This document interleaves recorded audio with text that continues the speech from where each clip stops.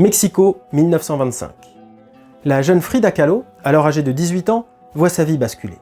Ce jour-là, le bus qui la ramène du lycée est percuté par un tramway. Le choc est très violent, elle a le bassin brisé, l'abdomen transpercé par une barre métallique, la colonne vertébrale endommagée. C'est le début de son calvaire. Au fil des ans, elle subira plus de 30 opérations, passera des mois alitée, portera des corsets orthopédiques, fera plusieurs fausses couches et n'aura jamais d'enfant. Et cette souffrance, elle en fera des tableaux. Pour répondre à un besoin presque vital, dire sa condition de femme et d'artiste dans un corps meurtri. Le meilleur exemple date de 1944. Elle a alors 37 ans et son état s'empire. Elle vient de subir une énième opération chirurgicale et doit porter un nouveau corset avec une armature métallique. Alors elle peint ceci, la colonne brisée. Elle se présente torse nu, emprisonnée dans son corset, le visage baigné de larmes et la peau criblée de clous, signe que la douleur ne lui laisse aucun répit. Mais surtout, elle nous montre à travers son buste sa colonne vertébrale. Sauf qu'à la place, elle a peint une colonne antique en ruine, parce qu'elle sait que cette image évoquera immédiatement en nous l'idée d'une chose très abîmée, qui menace de s'écrouler d'un instant à l'autre en emportant l'édifice dans sa chute. Ce qui est exactement l'idée qu'elle se fait de sa propre colonne vertébrale.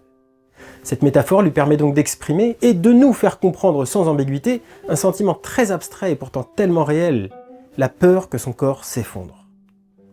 Ce tableau, c'est l'essence de la communication.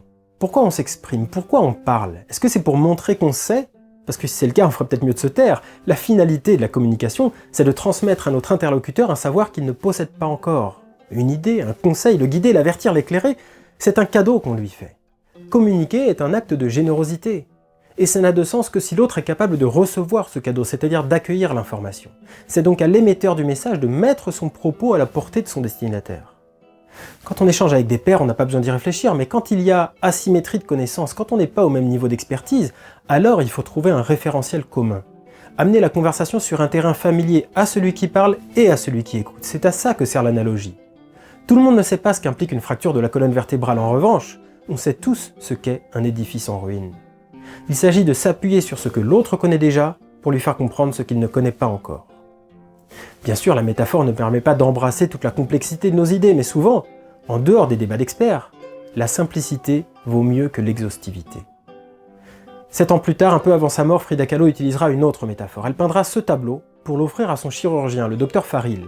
On y voit le portrait du médecin sur le chevalet, et à côté, Frida Kahlo elle-même dans son fauteuil roulant. Elle tient ses pinceaux dans une main et dans l'autre, sa palette. Mais cette palette est en fait un cœur. Docteur Faril, ce portrait de vous, je l'ai peint avec le cœur. À nous d'investir autant d'ingéniosité et de générosité dans nos échanges au quotidien.